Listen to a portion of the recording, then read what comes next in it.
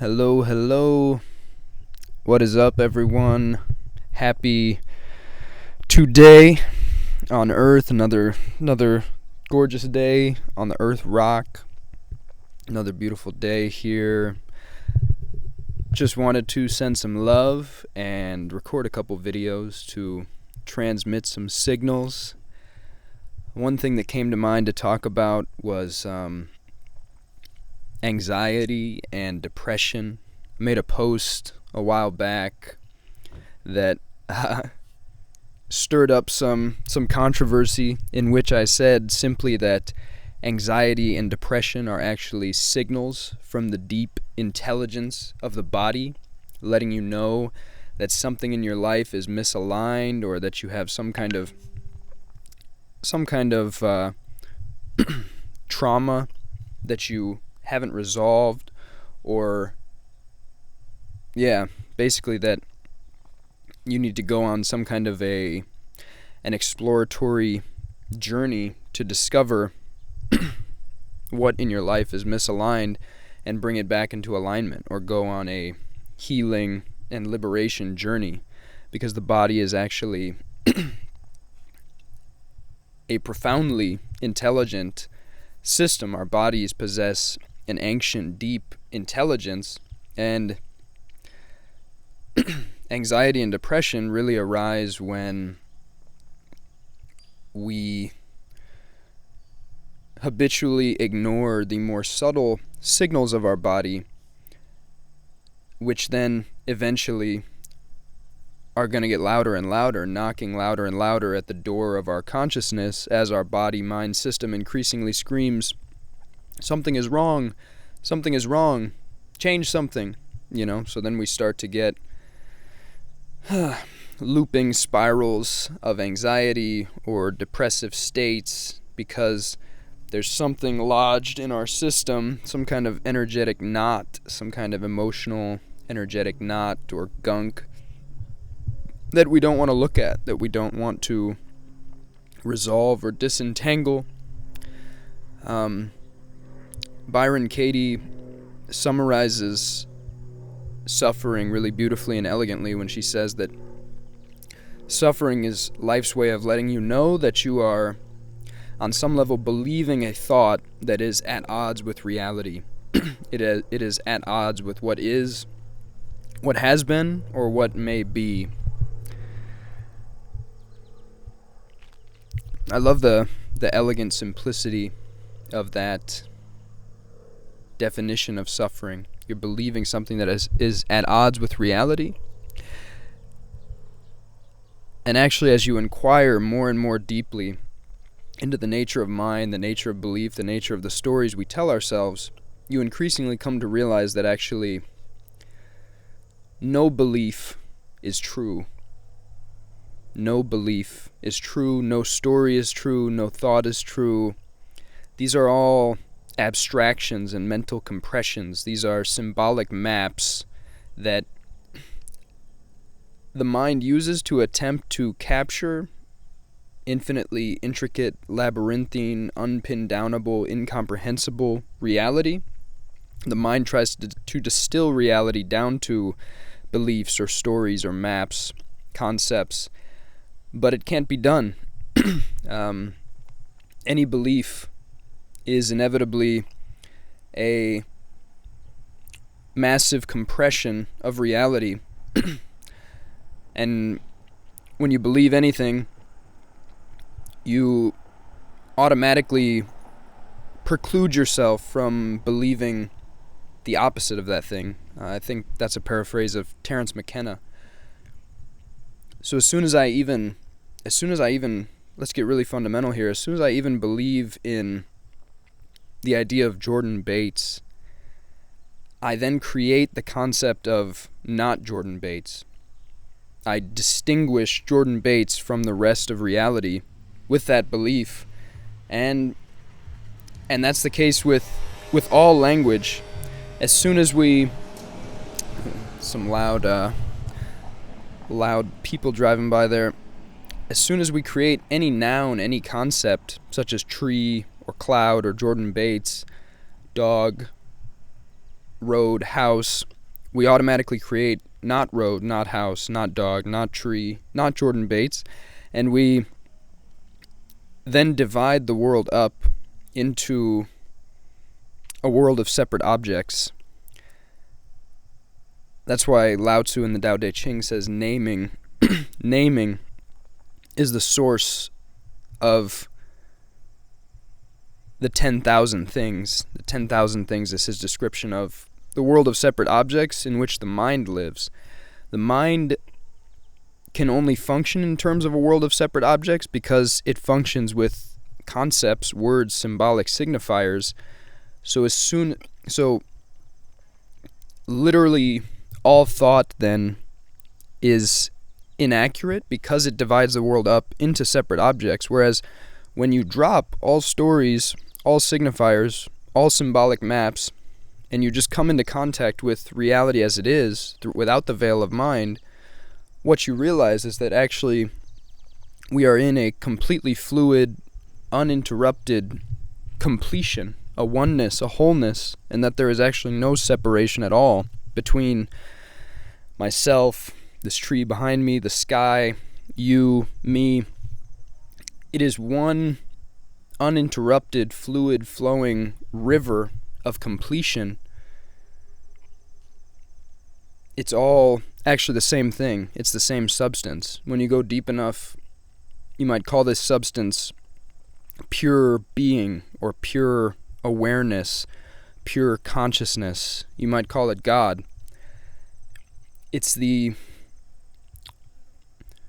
When you go deep enough into meditation, you find that there is a still, unmoving, silent presence, a field of presence, a field of beingness, a field of pure awareness that is in the background at all times. It is the underlying substructure of all reality, the essence. As we live our day-to-day lives, as you may notice, the scenery is constantly changing. Everything is constantly changing, arising and falling away in the world of form. Literally every second, an entire world dies and an entire world is born in a certain sense, because the world of form never stays the same. Things are constantly moving and shifting, and as we know on a microscopic level, this is even more so the case. Everything is in rapid motion. Most of what we see is actually empty space, We're made up of atoms, which are made up mostly of empty space. So the world of form is constantly changing. But when you inquire deeply and you go deep into meditation, what you find is that there is the ground of being that is always there, which never changes, which is actually this changeless, birthless, deathless absolute that underlies all of reality. It is this field of pure consciousness, which is completely imperturbable, inviolate, forever undisturbed. And when you discover that field of pure consciousness, that is the beginning of the end of suffering. Because that field of pure consciousness, again, is just imperturbably peaceful. Nothing ever disturbs it. And it's actually within you at all times. So when you discover it and you begin to shift your sense of identity away from the mind with all of its inaccurate, fictitious beliefs and stories about reality, including the belief that I am Jordan Bates and I have this complex life story with lots of, unfortunate happenings and blissful happenings. When you begin to disidentify from your personal identity, from the web of beliefs and stories that constitute your mind, when you begin to disidentify from any kind of separate identity, you increasingly begin to see that you are the formless field of pure presence in which all things arise and fall away. And you're also every form, you're every phenomena. You are the tree, you are the bush, you are Donald Trump, you are Attila the Hun, you are, Jesus Christ, Buddha. None of this is separate from you. These are all phenomena, these are all forms that have arisen and fallen away within the field of pure presence, pure consciousness, which is your true nature.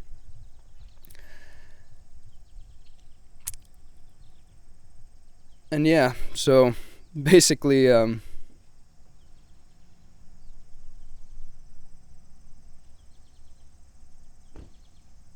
suffering is increasingly transcended to the degree to which you stop believing your own thoughts, to the degree to which you start to see that all thoughts are untrue, all beliefs are untrue.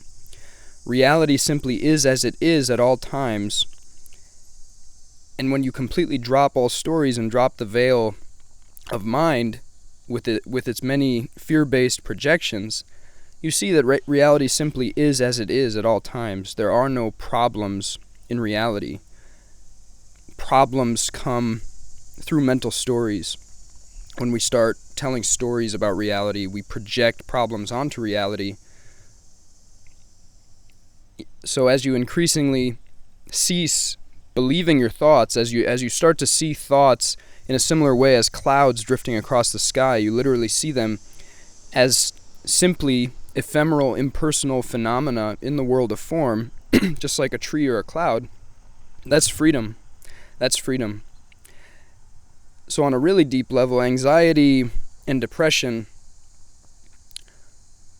in part could be reduced to, one could say that anxiety and depression arise when you believe your own thoughts.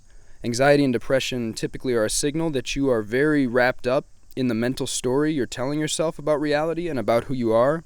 You're believing this story, you're totally hooked by this story, you're living in a constant mentalization, a constant mental projection, a creation of your own imagination.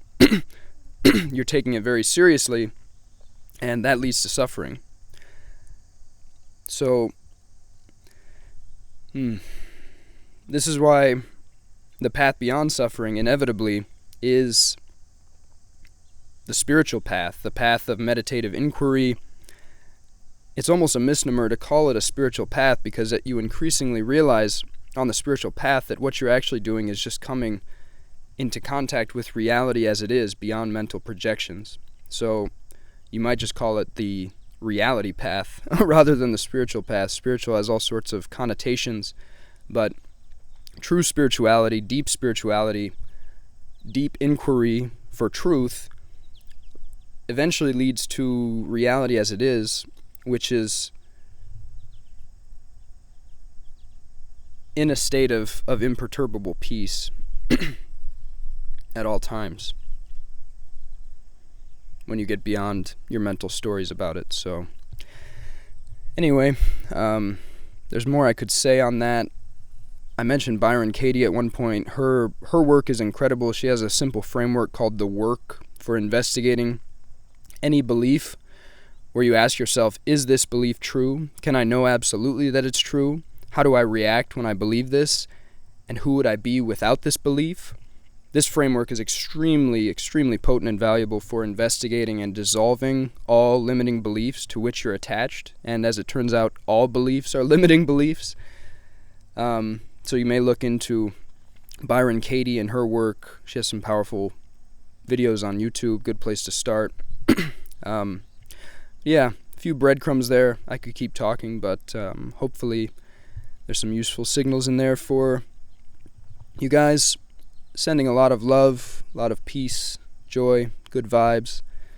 Take it easy. Much peace, much love.